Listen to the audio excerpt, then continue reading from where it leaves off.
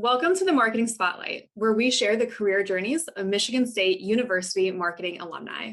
I'm your host, Katie Sadler, and today with us we have Greg Gauthier. Greg graduated from MSU with a major in marketing in 2015 and is now a lead sourcing manager for Indirect Procurement at Amway. Greg, thank you for joining us and welcome to the Marketing Spotlight. Thanks, Katie. Happy to be here. We're really excited to have you here with us today. Greg, can we just start out with, in 2 minutes or less, give us an overview of your career path at Amway so far? All right, 2 minutes or less sounds like a challenge, but here we go. I started out at Amway after interning in procurement for 2 years. I spent one summer in Grand Rapids and one in Southern California. When I first came to Amway, I was an associate sourcing manager where I was actually supporting market research and beauty brand marketing. I was doing things like managing supplier relationships that supported product launches, advertising campaigns, and a lot of research claims. After doing this for about a year and a half, I got moved into a new role where I took on responsibility for events sourcing. In my opinion, this was probably the coolest procurement job that anybody can have. And I had the opportunity to source and negotiate massive hotel buyouts, exciting Grammy level talent, and I put together golf and tennis tournaments with professional athletes. Shortly after taking that role, I also took on responsibility of sourcing our travel and basically working with hotel and airlines across the globe for our corporate travel program. After that, I took a bit of a jump and moved into Amway's global sales organization, where I was responsible for instituting a strategic account management program or initiative. I was responsible for launching that in Russia, Europe, and India. And this was an awesome role as well. I got to travel a ton, at least for somebody who's born and raised in Michigan. I got to take 20 trips to 9 different international cities in less than 2 years and lived out of a suitcase for a little bit. Now, I just recently, back in October, moved back into indirect procurement, where I'm now responsible for Amway's global digital spend. I'm responsible for our sourcing strategy and also working closely with indirect procurement leadership and our finance team on creating our organization's next generation metrics and our measurement strategy to better align to where our company's going in the future. Okay, so Greg, I have to ask you, like the elephant in the room. You are a marketing major, mostly in procurement. So how did you land in procurement, and what does it mean to be in procurement for those of us who are less familiar with it? This is kind of a fun one for me. And you mentioned it's the elephant in the room, right? But actually at Amway, our company is indirect procurement organization, and our procurement organization as a whole is made up of people with all sorts of backgrounds, right? We have people like me with a marketing degree. We have people with supply chain degrees, finance, engineering. I even have a good friend of mine with a history degree that works in our procurement organization. I'm sure a lot of companies probably have somewhat of a restriction, right? Or an expectation that you have a supply chain background. But to be completely honest, I think a lot of the success we've had at Amway has more to do with kind of pulling from a wide range of expertise and backgrounds and really seeing where those match up with the goals of our function. We also have a lot of opportunities within our company to take on and do more supply chain training, right? So I have a Six Sigma certification and things like that I've been able to get from Amway at my time on the job. And I think the weirder part of the story may not be how I ended up, how our organization is set up, but more so how I ended up working in procurement, because it definitely was not on my radar. But oddly enough, I ended up at Amway because a friend of mine, sophomore year, came knocking on my door already dressed in a suit saying, "Hey, I want to go to this networking event, but I don't want to go alone. Will you come with me?" And we met some great people. We actually ended up shutting the place down. We were there for a really long time, met some great people. And the next day I got a phone call saying, "Hey, will you come interview at Amway?" Which was a company at the time I had never heard of. And in our indirect procurement organization, which was a organization I had never heard of, right? So it was a lot of things that I didn't really know. But, looking back on it 6 years later, one of the people I met is now my boss. and I would consider all of them really, really close friends. So I think maybe a quick tip there, right, for marketing majors is get out there and go to the events, because to be honest, without my friend knocking on the door, I don't really know where I'd be right now. It's funny because opportunities don't always like knock on your door quite as literally like that. Yeah, you got to network everywhere you can because you don't know what types of opportunities there will be unless you put yourself out there. So Greg, I think a lot of people with a marketing degree might not know enough about supply chain to know what a day-to-day role in supply chain looks like, just because we're a little bit further removed from that function. So can you tell us more about what a day-to-day supply chain job looks like? Procurement, and specifically indirect procurement where I work, I would say just like anything else, right, is evolving. And I think that that's probably the biggest buzzword we will probably hear on this podcast series, right? I think some people still think of procurement as kind of being the bad guy, right, who's trying to crunch budgets and drive out cost savings and pinch pennies. But in reality, it's just not the case today. When procurement first starts on maybe a more immature category, right, a category that hasn't really been managed by a procurement organization, they're going to look for cost savings. Now, what we're doing is a lot different. I get to work with our supply base and with our marketers every single day on identifying ways that we can collaborate, innovate, and provide a better overall service to the organizations that we support. Greg, what would you say is one of the most interesting projects you've worked on? In your intro, you were talking about your event sourcing, about another role where you got to travel a lot. Take us deeper into like one of those projects and what you liked about that project. In 2019, Amway celebrated their 60th anniversary. And to celebrate that, we threw a massive bash in Las Vegas for our top 3,000 plus distributors. For that, I was the lead sourcing manager for the entire project. And, I got to do all those awesome things, right? Like identify high-end talent. I got to work with the hotels. I got to work with awesome restaurants and do all of the fun sourcing that I normally get to do in an events project. But in addition to that, and why this project really stands out to me was we got to work with a global supplier selection team that was based up of all of our affiliates around the world. And we really got to ensure that the event we were putting together was going to be enjoyable and applicable for all of the cultures that make up the Amway family. And so through this project, I really learned a lot. And I think it was kind of the most complex project that I had ever worked on, and really was just an awesome project to be a part of. I also got to meet and network with a lot of people I probably wouldn't normally get to collaborate with in my normal job. It was just an awesome experience. And being a bit of a newcomer to the company at the time, it was also a great opportunity for me to understand what it's like to have a company that's been around for 60 years. It was a bit of an eye-opening and just great project to be a part of.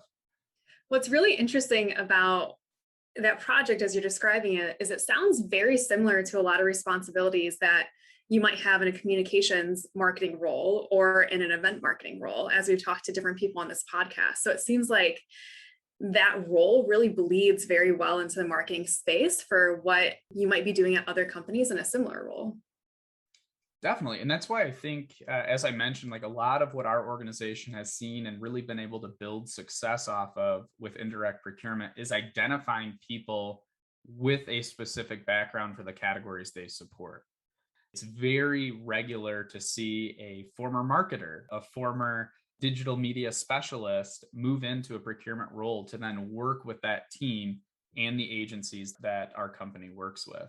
But Katie, that's spot on. And honestly, that's why I get to say, I feel like I still get to use my marketing background. I feel like I still use the education I got from MSU in my job every day.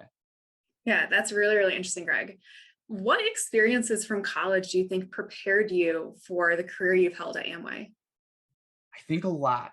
College for me was, I think one piece of advice that I got early on in college was treat school like it is a full-time job.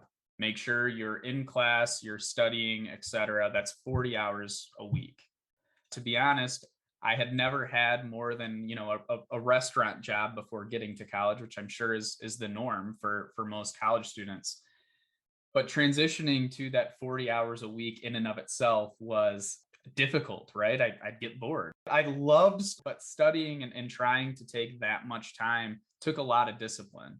So I'd say that was kind of one piece of it. I think the other thing, just generally, you're in charge, right? When you step foot on campus, you need to take ownership of not only the work that you're doing, but how you're perceived by everyone else. We'll talk about networking, I'm sure, but in my opinion, you're networking the moment you get on campus. I think that a lot of the contacts I have now in a professional setting, I can actually kind of route back to my time at MSU.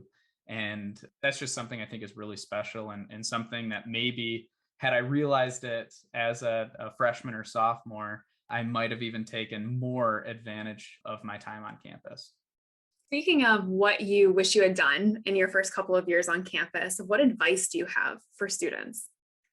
Michigan State is an awesome place. I still get excited when I get to go back to campus. And honestly, I feel like it's been far too long since I've been back. But one thing that everybody tells you, right, is identify mentors, identify people that you look up to and get advice, right? Seek help. That goes without saying. But what I think maybe is a little bit different is that your mentors don't have to be just your professors, right? Or just e-board members in any of your organizations. They can be anybody on campus. And that was something that I really identified probably in my last 2 years at MSU. But an interesting story, and I kind of talked about my network and how I really feel I can kind of route it all back to my time at Michigan State, was a good friend of mine who is a mentor of mine, graduated a year ahead of me from MSU. And she called me one day when I was a senior and she had already started her professional career. She said, "Wow, I just met the director of indirect procurement at Amway and she's amazing, right? You're so lucky to be working with her." And I think that short conversation did two things for me. Number one, it said, okay, this crazy decision to go work in procurement was all right. I'm making a good decision. And the other thing is it pointed me in the direction of one of the people that would have the biggest impact on my career. And that was somebody I reached out to, my director, the very first day. And I said, "You met one of my friends." And, ever since then, I've been so grateful to have her as a mentor and somebody in my corner. Never take a mentor or relationship for granted. Again, kind of goes without saying. But I think the other thing that I would say, and I think this one's a little bit different, but I would say early in your career is an important time to establish your personal boundaries, specifically with your time. And I don't mean that you shouldn't work as hard as you can to make an impact, but no matter how much you like the work that you do or how passionate you are about your company, there's reasons why we work. We all have hobbies, we all have families, we all have pets, and those are really the reasons why we work hard. And I think in our current environment, when many of us are working virtually, these lines are more easily blurred than ever. And I think that that's okay. But I guess my advice or my challenge would be to try to consider managing your time in a way that allows you to do the things and enjoy the things you like outside of work. I'll be honest, this is something that I struggle with and I challenge myself to do, but that's definitely something that I'd recommend, even as an intern, right? Make sure you put your hours in. But I know a lot of people at MSU now, maybe shift locations or work with different people. Make sure you're spending time exploring and doing the things outside of work. So, Greg, your first piece of advice about mentors, I think is really valuable, that you can find a mentor anywhere. But when students or professionals are looking for a mentor, what do you think are some of the important characteristics or considerations that they need to keep in mind when looking for that person? Probably try to identify people that are very different from you. It's not to say you can't have friends and seek advice from people that are very similar. But one thing that I think we're also fortunate to be involved and engaged in, whether it be MLab or other organizations, is we get to meet a lot of people that are different and are going to think a lot differently than us. I would say if you can find a mentor who's going to challenge the way that you think, is going to tell you when you're wrong or tell you when maybe they would have done something differently, those are the types of people that you want to have in your corner. I think we're all too comfortable seeking advice from people that we know what we're going to get. So I think when you really find that person that's going to challenge your path those are the people that you want to make sure you continue to seek advice from. Yeah, that's great advice, Greg. And if you had to pick a magic number for how many mentors someone should have, do you think that there's a right number, or is it really up to the individual? I think it's up to the individual. I had mentioned earlier, if you need help or if you want to try something, I think you should do it, right? And I think you should seek help when you need it.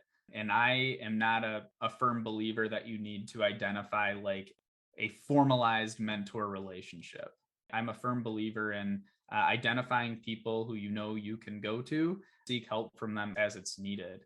I do realize there's value in having a formal mentor-mentee relationship, but personally, I think there's just as much value in being able to seek help from anyone when you need it.